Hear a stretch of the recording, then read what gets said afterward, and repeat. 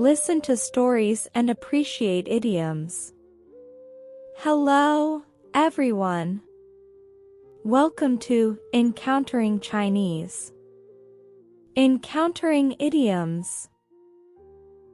Today, the idiom we are going to encounter is 大义灭亲. Let's break it down and read it slowly. 大义灭亲. 大义灭亲. 大义灭亲. 大义 refers to righteousness or justice. 灭亲 means punishing one's own relatives. The literal meaning of 大义灭亲 is that to uphold justice, one should not show favoritism towards their criminally involved relatives and ensure they receive the deserved punishment. In modern usage, it signifies prioritizing justice over personal relationships. The idiom 大义灭亲 originated from 左传隐公4年. The original text states, 君子曰：实确，纯臣也。勿周遇而后语焉。大义灭亲，其事之谓乎？ This phrase means that the nobleman said, Shi Chui is a loyal minister. He hated Zhou Yu and also killed his own son, Shi Ho, who did evil together. Punishing his own relatives for the sake of great justice is talking about him. The story behind this phrase is as follows. During the spring and autumn period in ancient China, there was a small state called the state of Wei. The king of Wei was Duke Shuang, who had 2 sons. The elder son was named Duke Huan of Wei, and the younger son was named Zhou Yu. During Duke Shuang's reign, he had a deep affection for his younger son, Zhou Yu, and showered him with excessive love and indulgence. This led to Zhou Yu developing a spoiled and unreasonable character. The statesman Shi Chu repeatedly advised Duke Shuang against such favoritism, but the king paid no attention. Eventually, Duke Shuang passed away, and his elder son, Duke Huan, succeeded him as the new king of Wei according to the customary rites. However, Zhou Yu desired the throne for himself and became unhappy, resenting his brother's inheritance of the kingship. He constantly harbored thoughts of killing his brother, Duke Huan. Zhou Yu formed an alliance with Shi Chu's son, Shi Ho. Unlike his father, Shi Ho was not a virtuous person. He excelled in coming up with malicious schemes for others. Thus, he devised numerous wicked plans to fulfill Zhou Yu's desire. With the aid of these malicious schemes, Zhou Yu finally found an opportunity to secretly murder his brother, Duke Huan. After killing his brother, Zhou Yu arrogantly proclaimed himself as the new king. As the king of Wei, Zhou Yu indulged in extravagant luxuries. He built magnificent palaces for himself and imposed heavy conscription, causing the already impoverished people to suffer even more. Furthermore, the officials in the court of Wei held deep resentment towards Zhou Yu, privately complaining that Wei is likely to be completely destroyed due to the cruelty of the king. At this point, several upright ministers of Wei discussed among themselves, and decided to seek help from the Emperor of Zhou, the ruler of China at that time. They hoped that the emperor could use his authority to punish the usurper King Zhou Yu for killing his brother. News of this plan quickly reached Zhou Yu's ears, and he became fearful, worrying that the emperor might indeed order his punishment. He immediately sought out Shi Ho to discuss countermeasures. Shi told Zhou Yu, "My father, Shi is exceptionally astute and highly respected within the country. If he can help us, the situation will become much easier." Zhou Yu was delighted to hear this and replied, "Then quickly go home and seek your father's assistance. If he can help us through this difficult time, I will surely prepare generous rewards to repay his kindness." However, Shi did not expect that his father, Shi was a person of great integrity. He had long been disgusted by Zhou Yu's actions but had been unable to find a way to stop him. In a fit of anger, Shi even resigned from his official position. Despite resigning, Shi did not give up.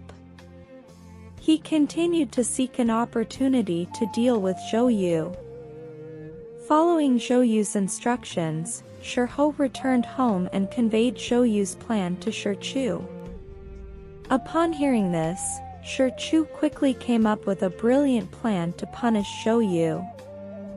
He said to his son, "Shi, I believe that both the people and the officials are extremely dissatisfied with Zhou Yu because he has not yet gained the recognition and support of the Emperor of Zhou.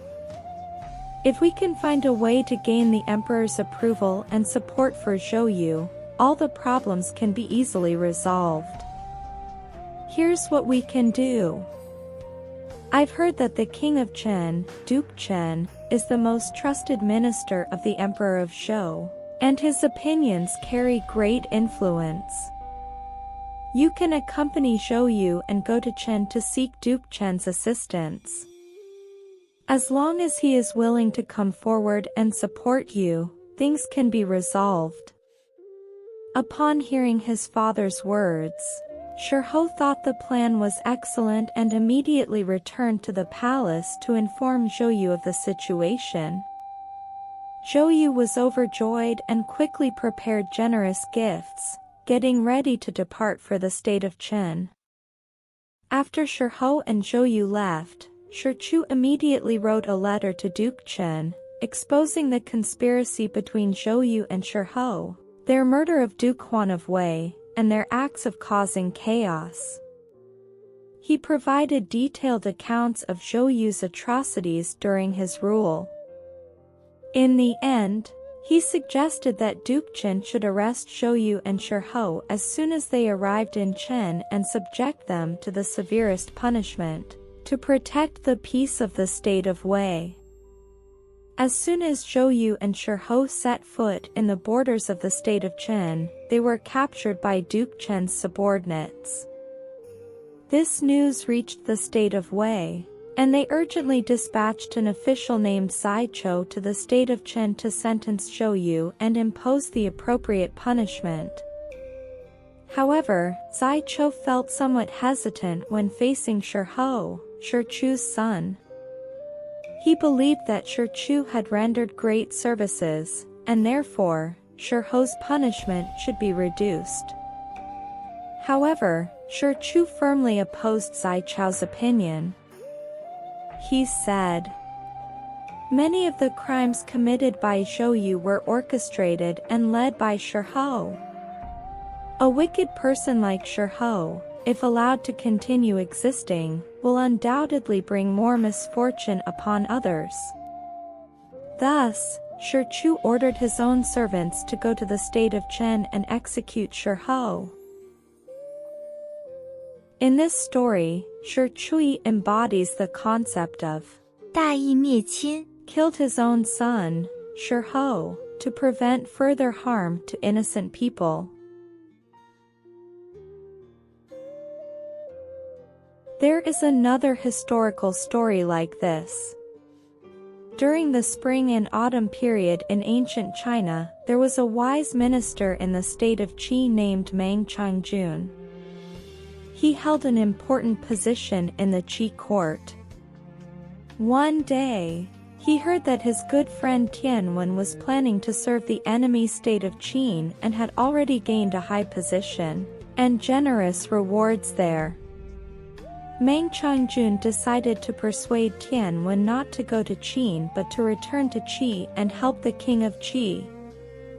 Meng Changjun made the decision to visit Qin and meet with Tianwen, hoping to persuade his longtime friend to come back to Qi. When Tianwen met Meng Changjun and learned about his purpose, he was grateful for his good intentions. However, he explained to Meng Changjun that his family and relatives were all in Qin, and he could not betray them. Meng Changjun understood his friend's dilemma, but he still hoped that Tianwen could grasp a greater sense of national righteousness and return to Qi.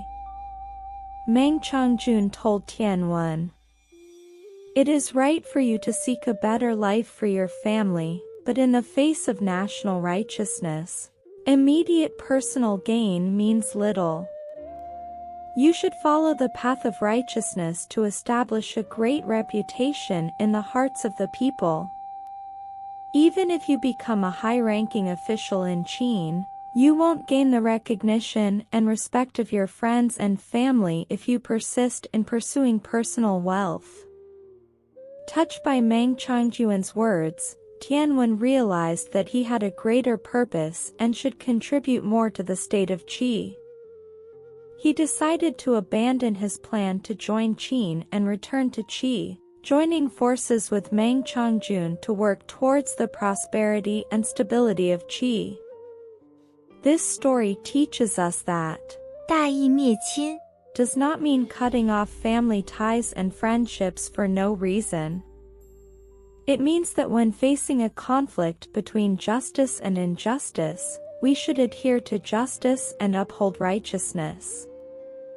Only by doing so can we establish our moral character and earn the respect and trust of others. 2 stories have been told. Next, let's review the idiom we encountered today. 大义灭亲大义灭亲 Finally, let's use 大义灭亲 to make a sentence. 他执法不徇私情大义灭亲地把儿子送入法庭他执法不徇私情大义灭亲地把儿子送入法庭 That's all for today's Encountering Idioms. If you like it, please like and subscribe. See you next time.